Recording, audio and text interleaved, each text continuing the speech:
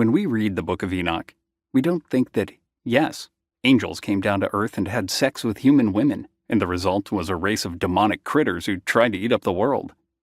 We don't take that as fact, but we can take it as a truth, something with an important meaning for many of us. What the Book of Enoch talks about is as important as any fact, because it is concerned with the rise of evil in the world. The bottom line is that it is not important whether the Watchers, a band of angels, really landed on Mount Hermon in what would become the land of Israel to start their assault on the world. What's important is what that story means for the people who wrote that book, and for us now. In the end, it does not even matter if the Watchers were real. It matters what they mean. This is, for me, tied to the issue of pseudepigrapha. To reject a book as false on the basis that it claims that it was written by one of the ancients is, to me, the equivalent of rejecting spirituality because there are no facts about the divine. The divine has no weight or measurement, no temperature or color. Spirituality is not a science, and science is not truth. It's fact.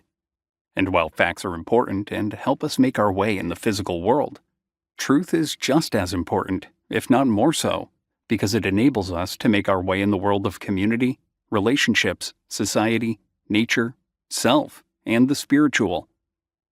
We often come across references to texts in other books. We might have no record of these texts other than these references.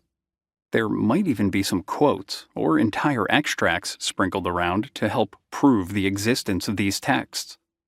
Perhaps the author of the book we are reading thought there ought to be such a book, and just referred to it without ever having come across the actual book.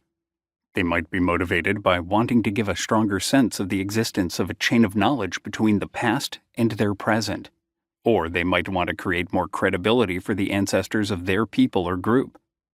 On the other hand, the book might have been real and simply have become lost. Of all the pseudepigrapha out there, the Book of Enoch is probably the most well-known, and one that actually existed, and continues to exist to this day.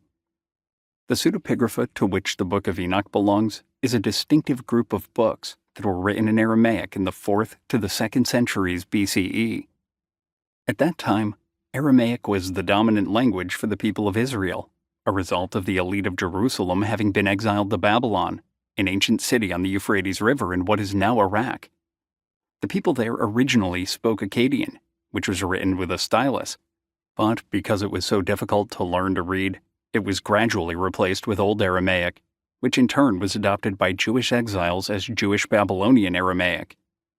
Because they came from the elite of Jerusalem, they were literate, and many became scribes who copied Babylonian sacred texts. Remember, there were no printers at this time. Books were reproduced by handwriting on scrolls.